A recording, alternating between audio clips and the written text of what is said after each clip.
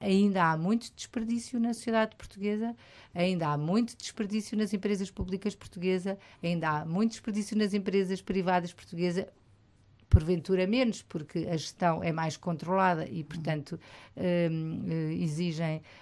exigem bastante. Eu acho que há ainda muito onde podemos ir reduzir, sem ter necessariamente que impor mais cortes aos pensionistas. Não se pode impor mais cortes a um determinado conjunto de pessoas que já não aguentam mais. Não pode.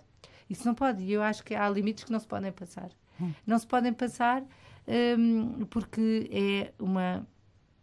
era um mau erro estratégico. Não se sente nenhuma diferença desta melhoria dos dados económicos nessas situações de que está a falar? Eu penso que isto ainda não se refletiu em nenhuma situação concreta de pessoas em particular.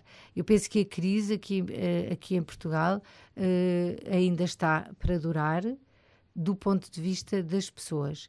Mas aquilo que me preocupa mais é que nesses dados do INE a privação severa cresceu e cresceu muito. E a privação severa são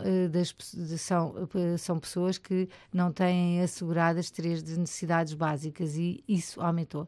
E isso é que eu acho que é inadmissível. Alimentação, aquecimento... É uma de 10, entre as quais alimentação, aquecimento, habitação, vestuário, há 10... Há 10 itens... Sim. E isso é que aumentou, isso é que eu penso que a privação severa ter aumentado o tipo de população que está hoje em risco de pobreza, não é tanto os mais idosos, porque esse já nessa categoria nem aumentou a pobreza, o risco de pobreza.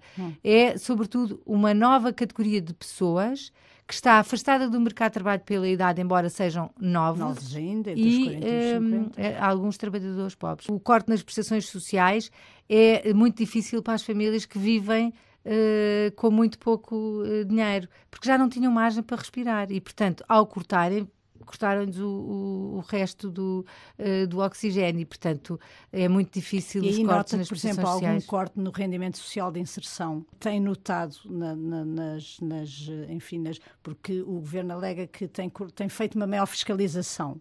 A questão é se é assim ou se o corte em algumas situações de rendimento social de inserção colocou as pessoas nessas situações de pobreza extrema.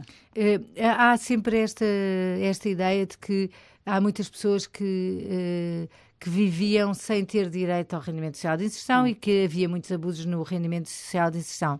Eu pergunto se a maior parte das pessoas sabe quanto é que é o rendimento social de inserção e se viveriam com isso. Aqueles que apontam a dedo dos abusos, o que eu pergunto é se viveriam com os 180 euros ou com os 200 euros do rendimento social de inserção. Ninguém vive com isso. E, portanto, se há abusos, há que fiscalizá-los e não é justo que haja abusos. Eu tenho algumas dúvidas, ou muitas dúvidas, de que os abusos que porventura pudessem existir sejam hoje efetivamente menores ou tenham incidido em todas as situações que não eram justas. As instituições de solidariedade social têm desempenhado aqui uma almofada de segurança, tanto para as próprias pessoas que recorrem às instituições naquilo que são as suas necessidades mais básicas, como a alimentação e outras, mas funcionam também muito como uma capacidade de fazer com que estas pessoas não estejam tão revoltadas. Porque, apesar de tudo, há nestas instituições uma tolerância, uma capacidade, um poder de encaixe que faz com que as famílias se sintam enquadradas, um pouco acolhidas. Um dos maiores inimigos das pessoas desempregadas são as redes sociais.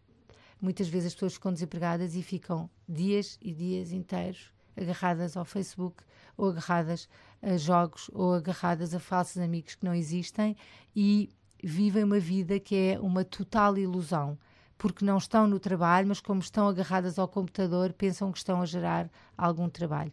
Então, o facto de poderem exercer uma atividade profissional, que no caso do voluntariado não é remunerada, mas é muito valiosa, mas sobretudo o facto de poderem ter horários, faz com que dentro de si haja uma autoestima que lhes permite muitas vezes ter mais fácil acesso a emprego. Ao mercado de trabalho.